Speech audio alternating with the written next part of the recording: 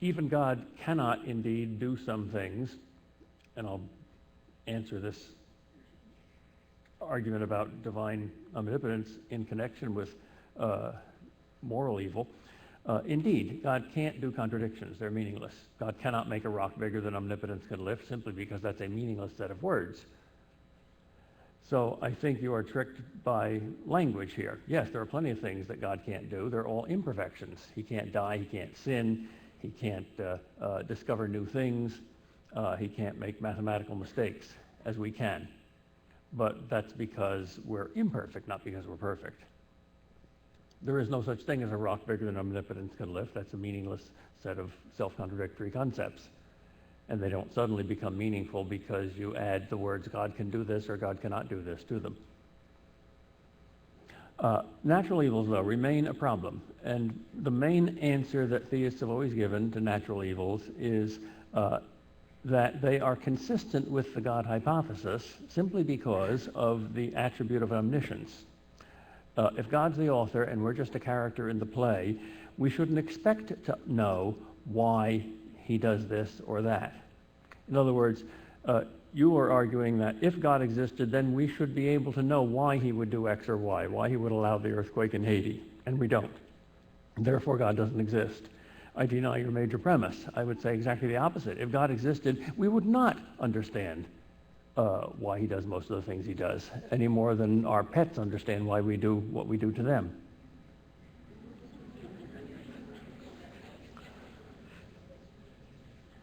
Epicurus said, if there is a God, why is there evil? If there is no God, why is there good? The atheist has the problem of good to explain without God. The theist has the problem of evil to explain with God. But I ask, which is greater, good or evil? Ask the Haitians, who have just suffered horrendous natural evils. Look at the smiles on their faces. What is the poorest continent in the world? Africa. What is the continent that smiles the most? Africa. Compare Americans, the richest country in the world. How happy are we? How depressed are we? How many suicides are here? The suicide rate is directly proportionate to wealth in terms of nations and in terms of individuals. Would it be a better world if God miraculously prevented all human suffering? Obviously, if there's a God who can perform miracles, he can do that. Even the pagan Greeks knew that suffering teaches wisdom, and that without it you become stupid and spoiled. As Rabbi Abraham Heschel famously said, the man who has not suffered, what could he possibly understand anyway? But there are three different challenges that you might have offered about the problem of natural evil or suffering. You might have said that any imperfection or natural evil disproves God, or too much of it disproves God, or the unjust distribution of it disproves God. The first doesn't seem to be true, because being what we are, we need some suffering to learn. But do we need that much? Well, apparently not, but how much is too much? Where can you draw the line? Would a Holocaust of 6 million disprove the existence of God but not 6? Would a cancer disprove God but not a hemorrhoid? You can't draw a line. The serious question is the apparently unjust distribution of evil. Why does God let so-and-so suffer? That's the problem of Job. Why do bad things happen to good people? And once again, the clear answer of the book of Job is that we simply do not know. We can know general principles. We can know why it is not illogical to say that there is an omnibenevolent and omnipotent and omniscient God, and yet there are evils that we cannot explain. Those two facts are not logically contradictory. But we don't know individual details simply because, this may be news to some people, we're not God. Southern Baptist preacher once summarized the entire Bible in 4 words. He said, God is trying to get across to us just 2 things. 1, I'm God. 2, you're not. We find the second the most difficult of the 2. This is a rather mysterious answer, but it's the one given by classical Christian theism and the one given by the Bible, namely that natural evil is to be explained in some way in terms of moral evil. that, first of all, natural evil is necessary now to make us wise because we're morally evil and therefore stupid, but also that natural evil exists in the world because of moral evil. Somehow that story about Adam and Eve in the garden, however literally or non-literally you interpret it, seems to ring true of human nature if you accept the psychosomatic unity, the unity of body and soul. Because the evil of the soul, sin or moral evil, is inevitably going to have repercussions in the body. So that suffering is not so much a punishment for sin as a necessary consequence, like indigestion is a consequence of overeating. Just how that worked out in the cosmos, how the thorns and thistles and the pains in childbirth and in the sweat of thy brow thou shalt eat bread was an effect of the fall, I think cannot be explained scientifically or objectively. I think it has to be explained psychologically. I think if Adam bumped his toe on a rock before the fall, he just smiled and said to God, thanks, I needed that. But afterwards, it hurt. Pain is largely mental.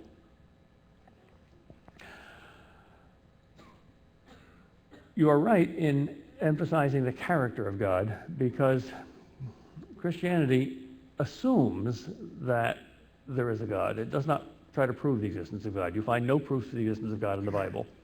It assumes that if you don't know that God exists, you're a fool. But is God good? Is God trustable? That's not obvious. Apparently, God distributes evil in an arbitrary and unjust way. And faith or trust is necessary, as it is on the part of a pet towards a pet owner, to actually get you out of evil. If a dog is caught in a bear trap and you want to get him out, you have to push him into the trap farther in order to defuse the spring. And the dog has to trust you because it looks as if you're doing him harm. So it is at least believable that God is trustable and we don't know what he's doing in particular, although we do in general. Love's word, after all, is always trust me. Romeo doesn't propose to Juliet in syllogisms, and he doesn't have a battery of lawyers with him when he proposes.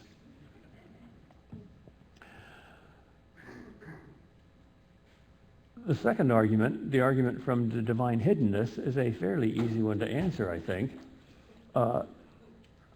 Your principle is right. God, if he's love, wants a personal relationship with all of us, and this is possible only if there's knowledge. You can't love someone that you have no knowledge of. However, when you say most people haven't heard of God yet, I deny that. I deny your minor premise. Listen to the missionaries. They preach to these pagans, and they're amazed by how well the pagans know God.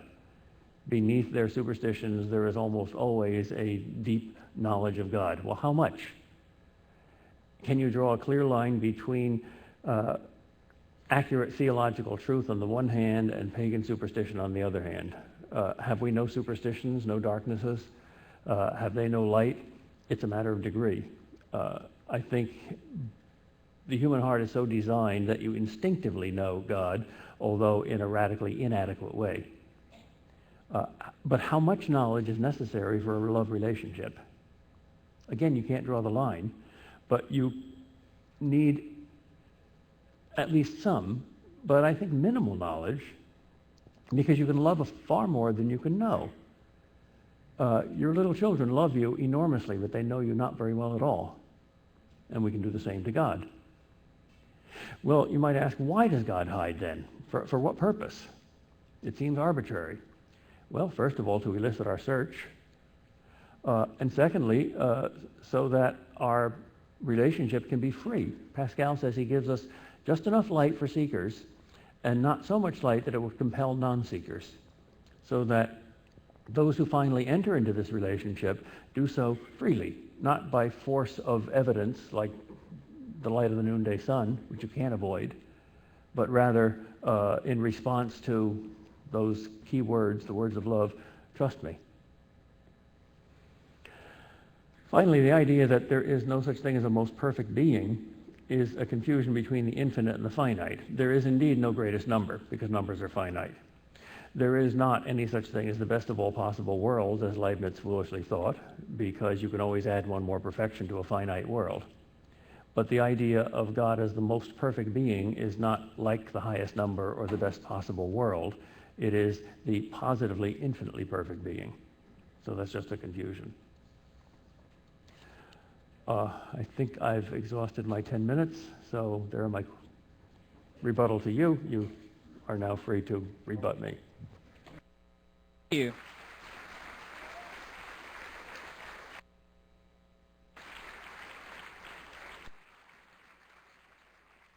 Now, Dr. Korcz, offer your rebuttal.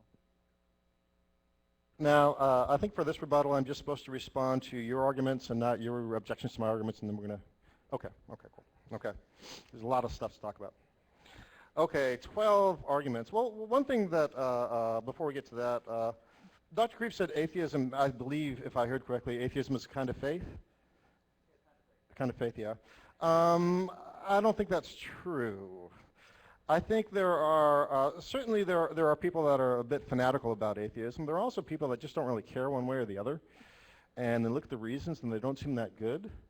I don't see that as being a kind of faith. I don't think everything amounts to faith. I think reasons are relevant. And the reason I think reasons are important is that they're the only way to discover the truth. A blind, irrational faith is like taking blind guesses. If that's all we've got to offer you, atheists or theists, you've got nothing here of any interest. Right? It's the reasons I think that matter. And so let's get to them. 12 arguments, starting with Aquinas' arguments. Argument from motion, argument from first cause are very similar, so I'm going to group them together.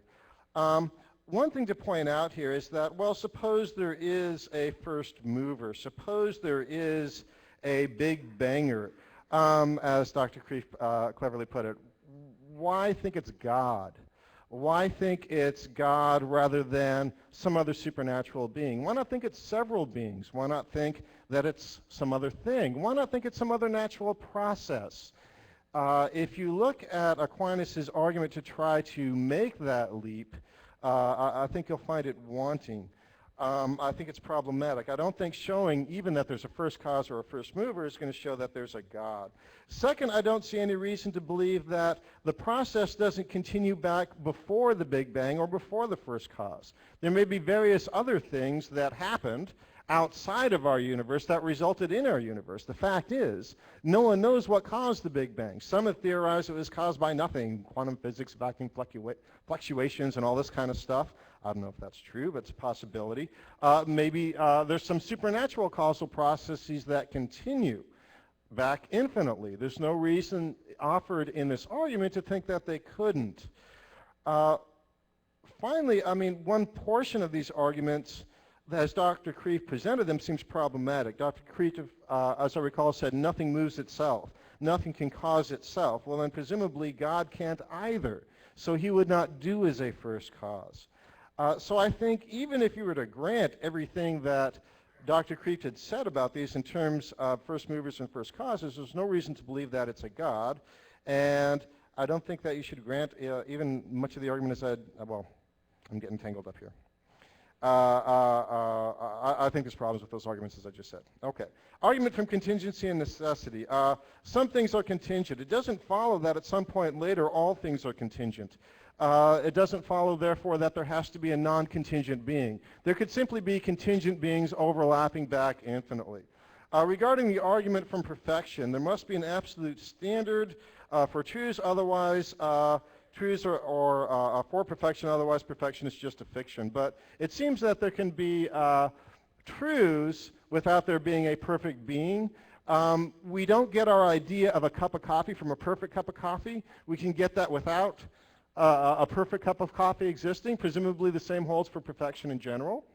Regarding the argument from design, common move here, Dr. Kreeft says, well, on the one hand, it's random chance or it's design. Random chance is ridiculous. That's true. Random chance is a ridiculous supposition for explaining what goes on in the universe. He assumes, therefore, it's got to be design. It doesn't. There's a third option. The third option is that things can be orderly without being designed or random. The laws of nature don't function randomly. If they did, every time you got in your car and turned it on, it would be just as likely to start as it would be to turn into a chicken.